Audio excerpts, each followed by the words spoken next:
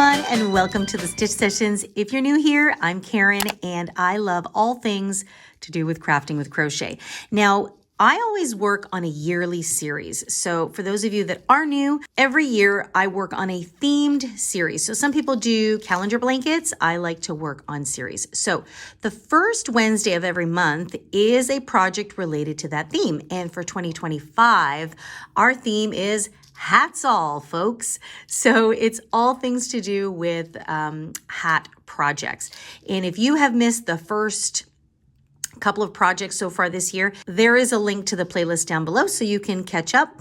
And if you're ever curious to check out any of our other previous crochet series, I'll leave a link to a couple of those down below as well. So last year was 2024 and our theme was Home Sweet Home. So you'll find all kinds of projects related to the home. And then of course, in previous years, you'll see all those themes as well. So just a fun way to kind of get into the year and explore your skill a little bit more and see how adaptable and versatile we can use our craft of crochet. So it's the month of March.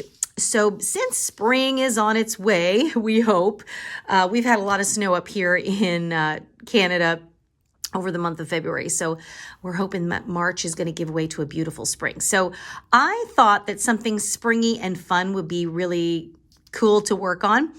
And now this hat is almost done. And the reason being is because I had all these motifs and then I just started whipping it together for a hat project. And then almost as I was at the end, I realized, oh my goodness, this would be a fantastic hat project to show you guys how you can construct a hat using motifs. So for February's project, we did the Chloe Cloche hat. And that was a hat project that started from the top or the crown and worked its way down. In January, we had a bit of a hood project that started actually from the collar and worked its way up. This is a little bit different because it doesn't kind of start from up or down. It starts with working motifs. And many of you will recognize this as the Granny Daisy motif. Super, super popular. You guys really, really love this. We most often will see this in blanket projects. So this tutorial is going to be a little bit different because most of these individual pieces for this hat, I've already filmed a tutorial for. So you'll find those down below. And what I'm going to talk about more in this tutorial is how to construct and put these together. So you'll see that the main motif is the square, but then we also had to create the daisy triangle, right? Because if you have squares, you're going to have some gaps here. So that's a big one to look into as well. So we start off with crocheting the number of squares that we need. And then we have to crochet the triangles to fill in these gaps. Now, how many of these you're going to need will depend on the size of the hat that you're going to make. And I'll talk about that when we talk about the materials. And so once you've got the motifs, the squares and the triangles that you need, you will then sew these all together into a tube. And then you will crochet your brim. And those of you that saw last week's tutorial, you saw that I gave you a little sneak peek to this hat. And I talked all about different ways that you can crochet your ribbing, which we most often use for hat brims. So there's already a tutorial on that as well. So it's really kind of cool how there's different parts to this tutorial because you don't have to use it for a hat. You can use it for many other things. So hopefully that'll give you some versatility there.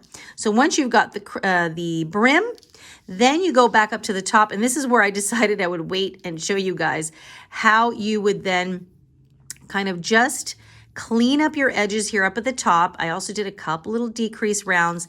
And then we're going to cinch the top, and then your beautiful little daisy hat will be complete. So are you excited about this? So fun to take a motif and see how we can use it in a slightly different way. So what do you say? Let's get stitching up our sweet little daisy beanie. Okay, guys, so there's a lot going on here. I'm going to take you step by step. Of course, you need your yarn and you need your hook as the main thing. And you need, or you should, download the crochet hat sizing chart on the Crochet Crafty website. So it's crochetcrafty.com. There will be a link to this sizing chart down below. It's absolutely free. You can download it right off the Crochet Crafty website. And this will give you the ability to make the hat for any size that you desire. And the two main measurements that we're going to focus on for this hat is the head circumference and the hat height or the hat depth. If you know the size that you want to make, then you can just kind of look over to the side here. So my beanie is meant for a 12 to 24 months or a toddler. So then my measurements would follow across here. So I know my head circumference has to be between 17 and 18 inches or 43 and 46 centimeters. And then I go across there to find out what the hat height should be. Okay, so there are my measurements there. Now, I always like my beanies to sit a little bit slouchy, depending on who I'm making it for. But I wanted this one because I used the full motif. I knew it was going to be a little bit larger, so I specifically did it so that it will have a bit of a slouch to it, but you don't have to, okay? So the hat sizing chart is the first thing, and if you've got the person with you, or if you're making this for yourself even, a measuring tape will definitely come in handy so that you know which head circumference you're looking for. And so let's go back to the yarn here. So I use the Bernat premium yarn, and sometimes I'll use the Super Value. I'm more partial to the premium yarn. I don't know what it is. They look the same, but for some reason, the premium to me feels a little bit softer and nicer. But sometimes certain colors don't come in the premium line. It only comes in the Super Value line. So they're both a medium 4-weight yarn. You won't need the whole skein. As you can see, I still have a lot left over here. So you can do this in 2 contrasting colors. I had 3 because I had some of this maroon color left over, but it's totally up to you. You can just make it in 2 colors. You can even do 4 or 6 colors. Totally up to you. So I used a medium 4-weight yarn, and in case you're wondering, this is simply called Lilac, I believe. Whoops, that's not the right one. It's called Baby Lilac. And then this pink, I think, was simply called Pink. Okay, and I can't remember what that one was called, but it's definitely like a maroony color. In case you want to do the exact same colors, but you're probably going to want to pick your own colors. So it's a medium 4-weight yarn. And the hook size I used for this project is a 6mm hook, which is also known as a J or a size 10 if you go by those labels. And as always, make sure that you have a handy pair of scissors to snip your yarn and a yarn needle to weave in all of your ends. There's going to be a lot of weaving in this project, so make sure that you have that on hand. So once you have all of your materials together, you're going to be ready to start stitching up your motifs. So I'm going to talk about that next. Okay, so you are going to have to start this project by working up your motifs first, okay? So it's the square you're going to work up, and then you're going to work up the triangle, okay? So the first thing you're going to do is you go to the description box and you will click on the link that shows you how to do the Granny Daisy square. And you will have to crochet a few of these. Now, for my hat, I ended up doing basically 3 squares, okay? Now, just so you guys can see, my square, so from side to side, ended up being about 4.5 inches across, which is about 11.5 centimeters, okay? And it's the same up as it is down because it's a perfect square. Now, because I'm tilting mine to make a diamond shape, I want to measure what mine is going to be from corner to corner. So mine is about 6 inches. Which for me worked out perfectly because when I refer to my sizing chart here for a toddler, I had 18. So my head circumference has to be 18 to 19 inches, and 6 divides perfectly into 18 3 times, okay? And I always like to go a little bit on the smaller side because you want the hat to sit snugly. So that's the first thing you want to do. Actually, I should have, before I talked about the motifs, is first of all, find out your head circumference. That's what I would start with. I don't worry about the hat height until much later. So the head circumference. So for me, I knew it was going to be about 18 inches. Then you just kind of write that down and leave it aside. then you're going to go to the motif tutorial and you're going to crochet your square. Once you've crocheted one square, I want you to take the measurement from corner to corner. Now, yours might be slightly smaller if you're a tight crocheter, for example, or maybe you're going to use a lightweight number 3 yarn. So these things will definitely affect the size of your square, which will affect the size of your hat. So be a little bit more forgiving with yourself if your measurements are slightly a little bit different than mine. As long as you're close to the general sizing of what you want, you're going to be a-okay. Also, if you end up using a smaller hook, your hat will be a little bit smaller, and vice versa. If you end up going with a bulky yarn, which I really don't recommend for this project, your hat or your granny square is going to be much larger and bulkier. So I would recommend sticking to either a medium 4-weight yarn. You could even do a lightweight number 3. Just keep in mind that your square will be slightly smaller. Okay, so you're going to do that. So for me, I know that I need to do 3 squares. Now, if you're doing your hat for, let's say you want to do it for an adult, right? So an adult small is about 20 to 21 inches, or a really large one is 23. Now, if your square still is the 6 inches, you want to make sure that whatever circumference you choose can be divided by 6 nicely. So let's say I did 6 times 3, we know is 18. And if I went up 6 times 4, that's going to give me 24. So that's quite a large hat. So that's going to kind of sit a little bit loosely. I think I would still stick to the 3 squares. So you're only going to get about 18 inches. But what I would probably do is maybe do an extra round at the end, okay? So if you needed kind of 20 inches, I would experiment and do 1 extra round of that square. So here, once we did the daisy, we have the round where we square off the daisy, and then we have a finishing round. You might want to do a 3rd round with single crochets, like just make it subtle, don't do double crochets, and then take a measurement, and maybe that's going to give you 7 inches, which at that point, 7 times 3 is 21, and that would be perfect for your head circumference. So this tutorial talks a lot about how to troubleshoot, okay? So once you figured that out and you do your 3 squares, the next thing you're going to do is do the triangles. Now, if I have 3 squares, and I cut some paper up just so that you have a visual. So these are my squares, and they're not super perfect, but okay, so I have 3. So what I want to do is you'll have 3 squares like this that you're going to kind of set on your page to be like diamonds, okay? So the measurement basically from this end all the way to that end should give you the head circumference that you need, right? And then later on, then you're going to bring these together, which I'll tape these up and I'll show you. Once you've got that established, then we want to create our triangles.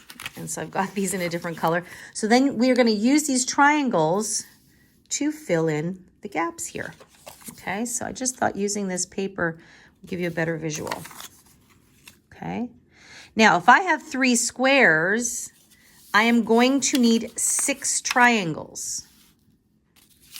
Okay, so that this fills the gap and this fills the gap. And you might be thinking, well, what the heck's going on here? Remember, we're going to turn this into a tube, and this little point here is going to meet up here. And I'm going to tape these all together shortly. The main thing you want to keep in mind once you start doing your triangles is whatever the number of stitches that your squares have along each side, you really want to make sure that your triangles have that same number of stitches so that we'll be able to sew them nice and evenly there.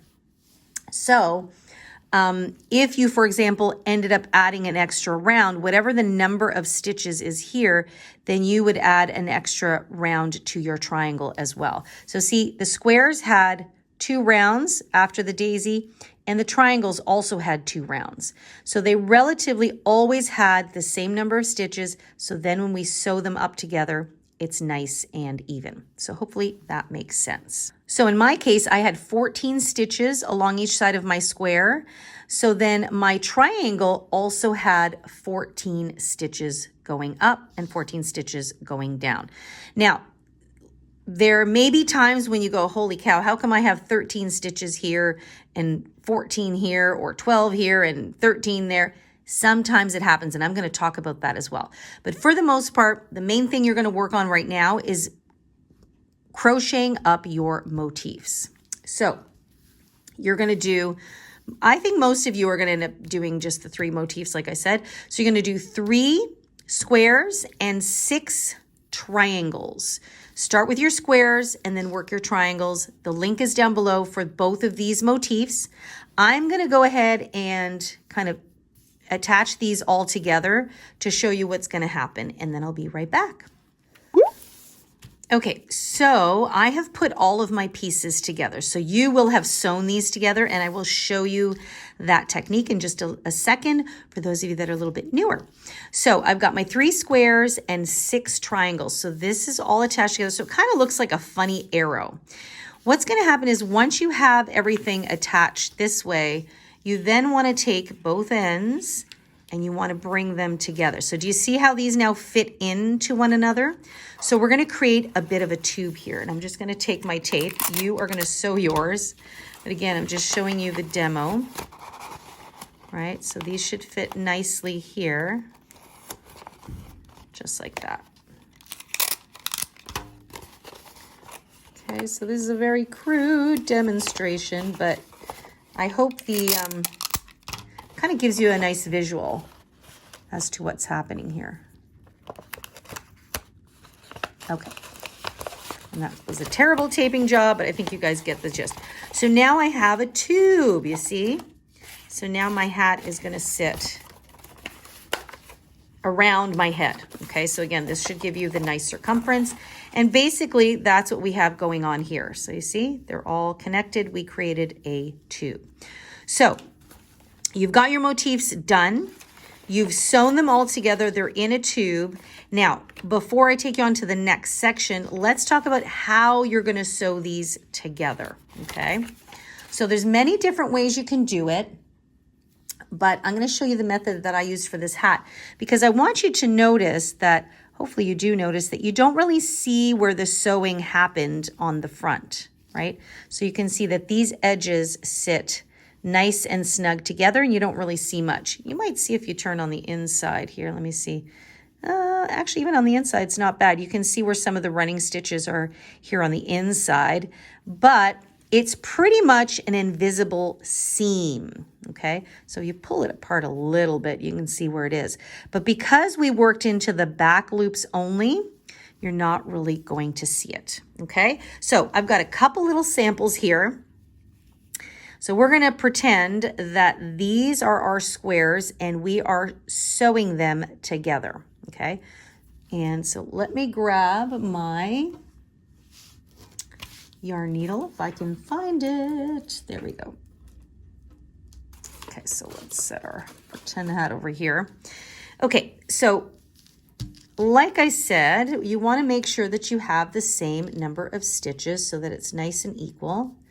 So I'm going to put this edge and this edge. So these are the right sides together. So what I would do is I would take a square and then a triangle and put them right sides together and start there first, okay? Now you can see, hopefully you can see that my purple is slightly longer than my pink. I did that on purpose so that I can show you guys how to troubleshoot because sometimes it happens for whatever reason. We might have made an extra stitch in one of the squares. Most likely it tends to happen on the triangle shape because the triangles are a bit funky to work sometimes.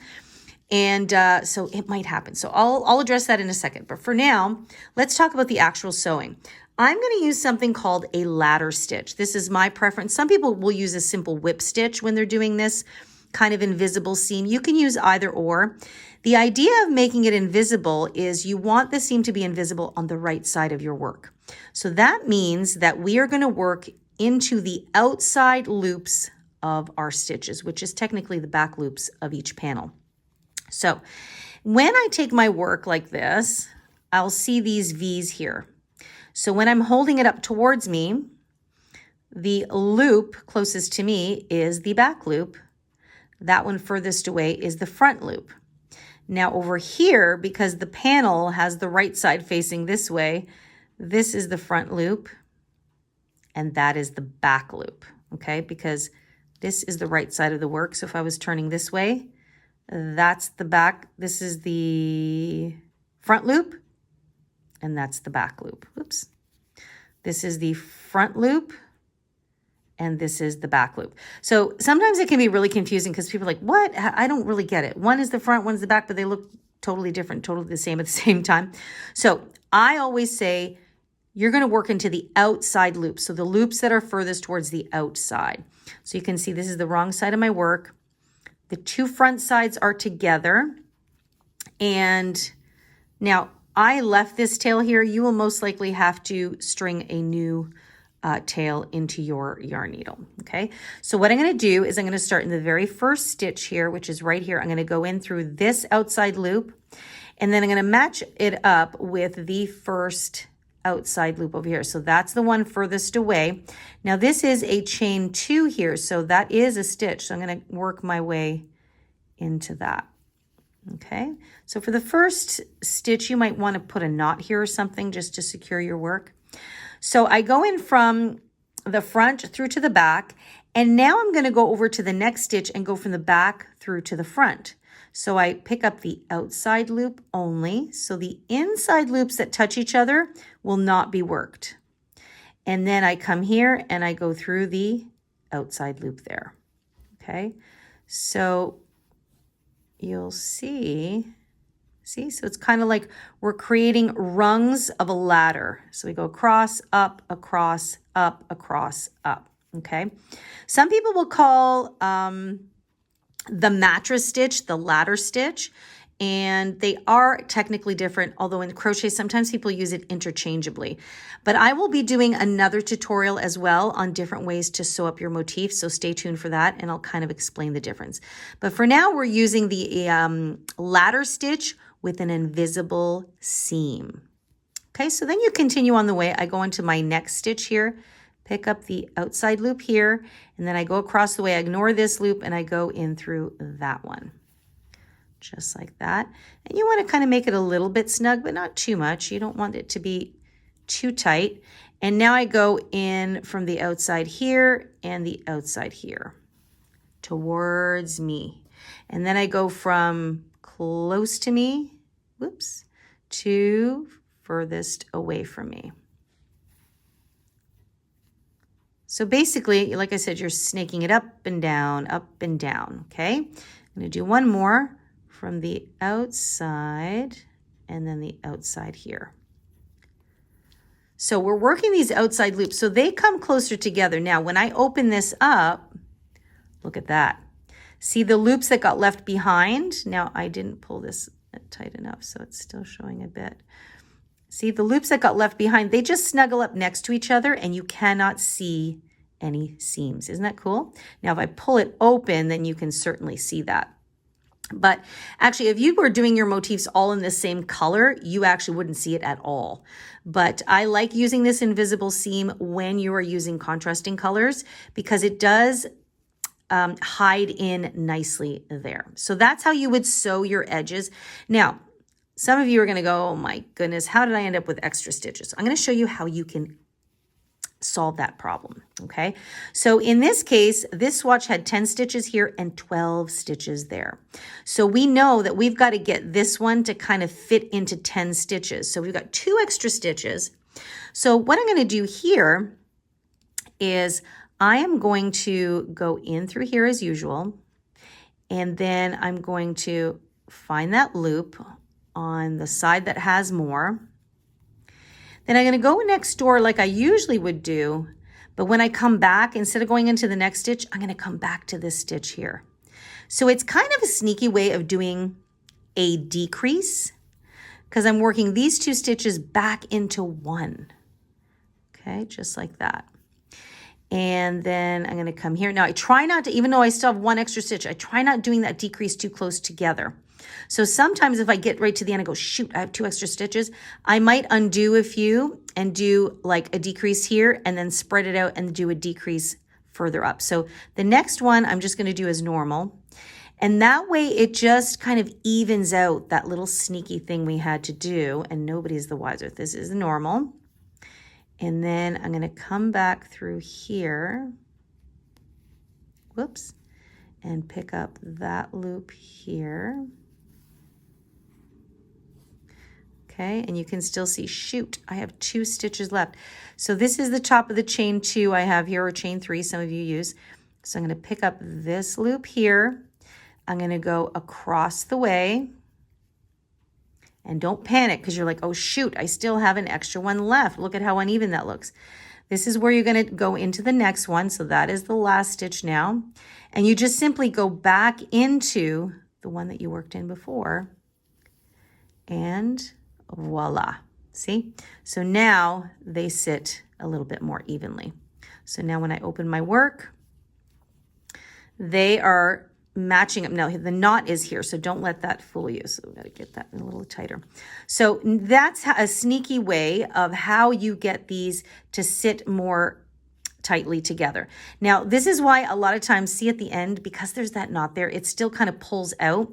This is why I try to kind of gauge. If I can see there's extra stitches, I'll do my decreases more somewhere in the middle here, so that by the time I get to the end, it'll sit more flushly like this one did.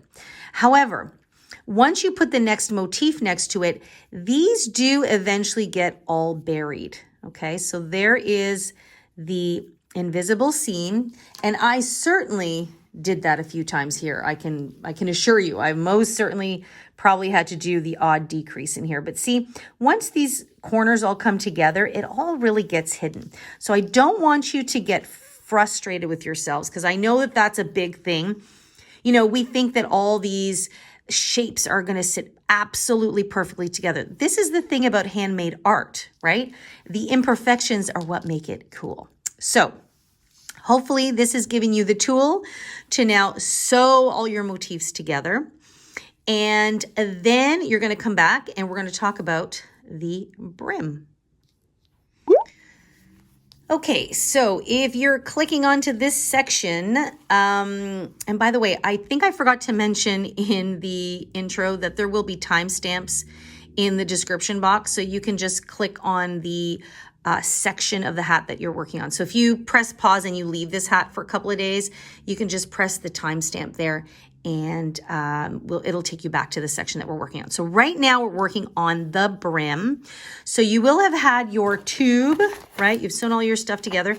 And now you're just gonna pick whatever side you want, it doesn't really matter, let's crochet the brim. So we're gonna clean up this little edge here, and that's going to create this beautiful little ribbing. Now, as I mentioned earlier, I've already done a tutorial on how to create this ribbing.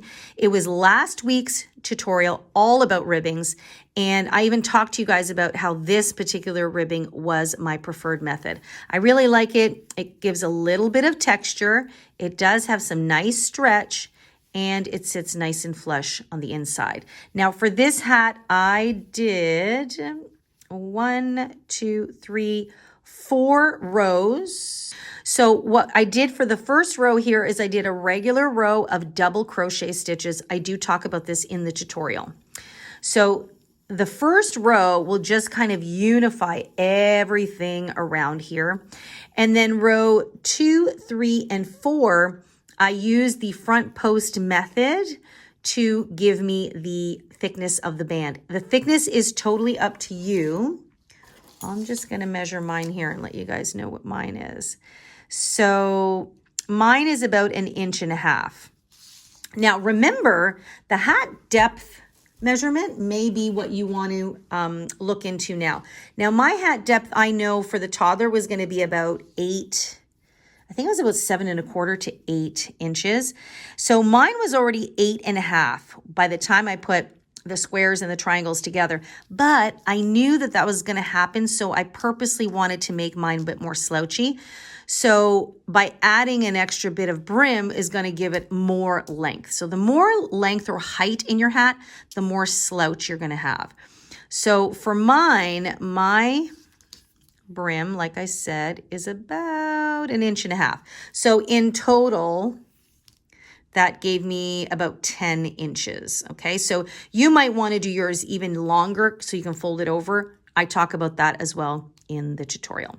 So that is what you're going to do. Now, let me just address a little something here. That first round, so basically this first row here, where I just do regular double crochet stitches, sometimes these corners needed a little cleaning up. So actually I should show you this way because this is how I crocheted it. So sometimes what I did is I decreased this corner with this corner and this corner. So that way it kind of like blended these 3 corners into the same color. I hope that makes sense, right? So we just want it to sit a little bit nice and even. And so that's why you'll notice that my brim kind of comes in just a little bit, because sometimes I just want it to kind of match the colors up nicely. And I hope that makes sense. So if it does not make sense, please do leave it for me in the comment box down below, and I will message you directly and give you a little help there. So I think it's straightforward if you've worked with decreases before. But like I said, leave me a comment if you have any questions there. So you're going to now click on that video for the brim. And then at the end here, I actually did a single crochet round at the very end just to finish it off. So that way the ridges just merge nicely at the end, okay? So I did a row or a round of double crochets, then 3 rounds of the front post ribbing, and then another round of just single crochets. So in total, I have about 5 rounds of work here. Once you're done the brim, then I'm going to meet up with you here to do the top portion of the hat. We're almost done, and I just undid this a little bit so I could show you guys what I did. So go ahead and do that, and I'll meet you back here in just a little bit. Okay, guys, we are now in the final stretch of our hat. So you've done the motifs, you've sewn them together, you've done the brim, and now we're ready to do the crown. So the similar way when we did the brim, we did it 1 round of just regular double crochets. That was just to clean up our edges before we work the brim. We're gonna do something similar up here. Now, I've undone a little bit just so you can see. Now up here, I actually started using half double crochet stitches because I didn't really know how much height I really wanted beyond the motifs, right? So I don't want this to look too thick or too tall up here and then the motif sitting in the center. So I wanted it to kind of be nicely flanked between the brim and the top. So it's half double crochet stitches. So I did the same thing. The first round, I did similar, just 1 half double crochet into each stitch that I saw, and I went all the way around. In the second round, I started doing decreases. And so I'm going to show you here.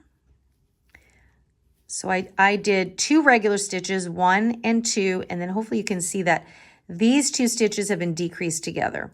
So 1 and 2 and a decrease. Okay, so into every 3rd stitch I decreased. And then I did 1 more round, which is this one. I undid a little bit because I wanted to show you guys. So I'm just going to go over what a decrease stitch looks like. Now notice I also haven't talked about number of stitches because again, you may do another round in your motifs, whether it's the triangle or the square, so you might have more stitches than I do. Now I ended up having, what was it? 1, 2, 3 triangles. So remember, I had 14 stitches. So 28 is 58, 62. So I would have had 62 stitches all the way around. Okay. I might have had 63 or 64 if I did a couple of extra here and there. So that's why I'm not going to be too married to the number of stitches. You just kind of want to eyeball it and see if it looks even to you. Okay, so in that round, I decreased into every third. So if I'm going to do a decrease, I would start my half double crochet. I would go into the next stitch. So I have 3 loops like I normally would. But now I would yarn over and go into the next stitch and pull through. Now, sometimes I'll yarn over for the second one. Sometimes I don't, totally up to you. But right now I have 5 loops on the hook. So I've engaged 2 stitches and then I yarn over and pull through all of them. And that is how you do your decrease stitch. Now, for round number 3 of the top, I decreased into every stitch I saw. So basically, I've just decreased these 2 together. I'm going to decrease the next 2 together. And so why I'm aggressively decreasing this way is because I really want to cinch in the top of my hat as much as possible. So this stitch is going to be attached to this stitch. 1 and then 2. Okay, so I'm going to do that all the way around. And I think I'm almost at the end. I only undid a few. Oh, I did. I undid more than I thought I did. So basically you are decreasing the number of your stitches basically by half at this point. So we've got a decrease. Yeah, we're coming up to the end here. So we've basically got 2 stitches left. 1 and 2. Bring them together. And at this point, I will just slip stitch to join. Now, if you wanted to do another round, like a 4th round, so you could decrease, you can, but I like mine just as where it is. And you can see I left this really long tail. Okay, so now you can see, so the top of the hat now is starting to cinch in, right? So that is the bottom with the brim. And now we've got the top here. Some people might want to continue decreasing until it just creates a top, but I don't like the look of that. And for me, that takes away the look of the beanie. The beanie really should kind of have a nice kind of cinched in top. Now, I know some of you are going to say, well, what about beanies that start from the top and work their way down? Those are ones that will sit more snugly on your head, right? But because I want mine to slouch, I really like the idea of kind of cinching it in. So at this point, I'm going to take my yarn needle and I'm going to thread it through. And actually at this point, the best thing would be to turn your hat inside out. Okay. So you turn it inside out just like that. And so you can do this one of 2 ways. If my opening was a bit smaller, I would just simply kind of weave in and out and in and out like this. And then what you can do is cinch. See, you just pull and it just starts to cinch it in. The only thing is when I have a large opening like this, I find that it just puts a lot of strain on the yarn that I'm cinching and it just bulks up not always the most evenly. So this is what I'm going to do. And if you've seen any of my other hat projects in the past, you will know that I use this a lot. And actually, the mitten project I did a few videos back, I did it this way as well. I cinched the top. So here we go. So this is where I tied off. So I just kind of try to create a little bit of a fold here. So when I fold here, I can tell that this is the perfect middle to that. So I'm just going to take my needle and I'm going to pick up those loops and I'm basically going to join these 2 together. Now, when I do that, see what happens? It creates 2 new little corner points here. And I like this method because it just makes it nice and even.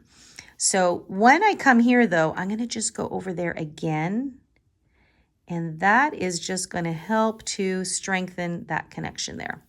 Then from here, I'm going to go to this little, see if it folds nicely, that's my next little point here. And I'm going to pick up that and then I'm going to cinch that in. So every time I bring these 2 little seams together or 2 little corners, there we go. It creates new points here. And I always do 2 so that it has a little bit of strength there, just like that. And now I'm going to go to the opposite side, and there is the next little corner there, I call it. And so you can see I'm not counting, I'm just feeling it out and looking at what I like looks best. Oops. And then I come back here.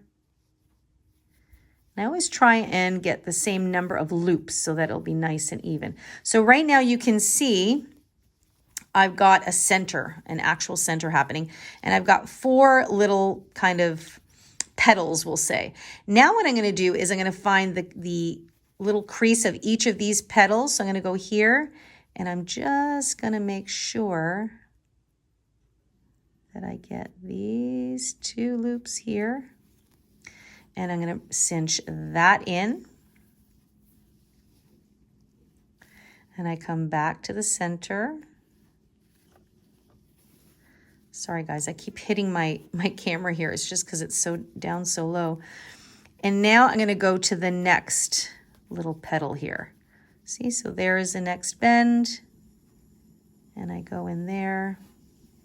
And same thing. So I just keep doing that until eventually it's all nicely scrunched in. So I'm going to keep doing that on all of my little sides here.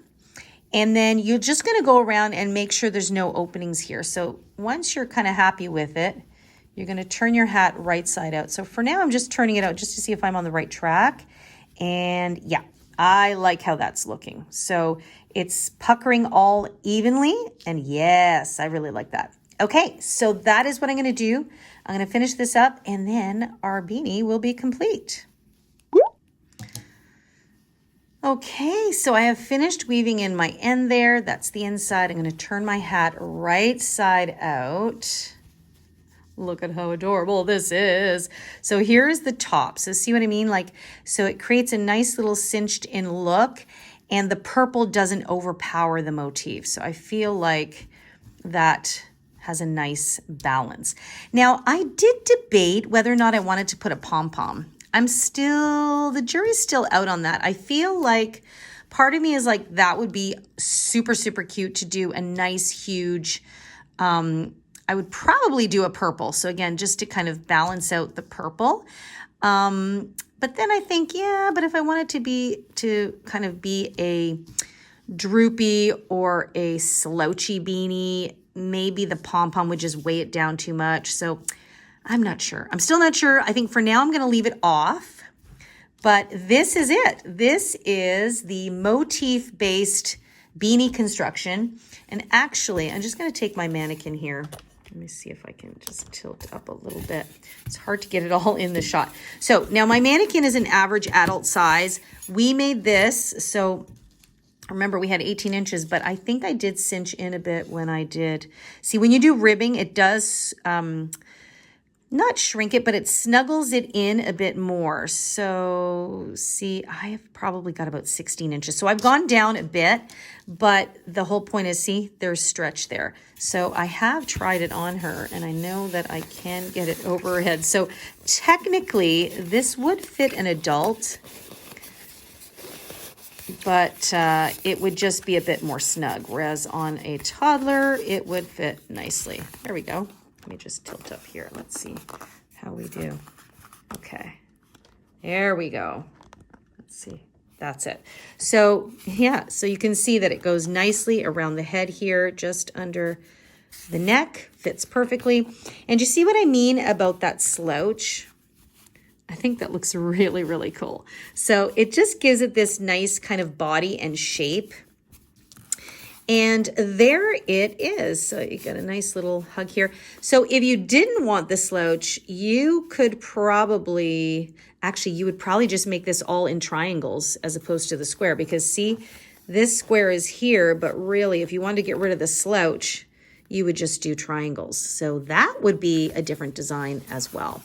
But I remember when I worked on this motif that I was kind of already envisioning working on this project, and I think I mentioned it to you in that video. So this is what I ended up doing with my motif. I know some of you might want to do blankets and things like that, but I think creating a hat is a super fun and creative way to use your Granny Motif. So what'd you guys think? Was it fun? Was it easy to follow? Hopefully it was. And hopefully my little paper squares gave you a great example of how you can put these motifs together and create your beanie, okay? Now, if you have any questions, which you might, because most especially because the way I put this tutorial together was different than usual, please do leave it for me in the comment box down below. And if some of you can answer the question before I get to it, please feel free to do so. We're all here to help each other out. And I know some of you really do like to email me directly, and I love that. So feel free to do so. You can email me at info@crochetcrafty.com, and make sure to attach a photo of your work if you can. Now, a few of you I know have sent me some DMs on Facebook. I don't check that as often. I apologize. I mean to get to it, but I don't. So if I don't get back to you right away, it's just that I haven't checked it yet. That's why I think emailing me is probably always the best option, because that's the first place I always check for messages. So email me there, attach a photo of your work if you have any questions, and I will be very, very happy to help. And as always, come check out the website. It's crochetcrafty.com. You'll find a lot of fabulous resource tools, just like you found the hat sizing chart. I have garment sizing charts as well for all ages. And there's another chart on there. I can't remember that's on there. But anyway, go check that out. There's a bunch of free written patterns as well, and a link to my Etsy shop. If you're looking for other ways to support the channel, I would really appreciate that. So I hope you had fun working on March's Hats All Folks project.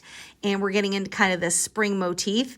And then we've got some fun stuff coming up for April's project. So stay tuned for that. But in the meantime, we'll have more fun tutorials for the rest of March.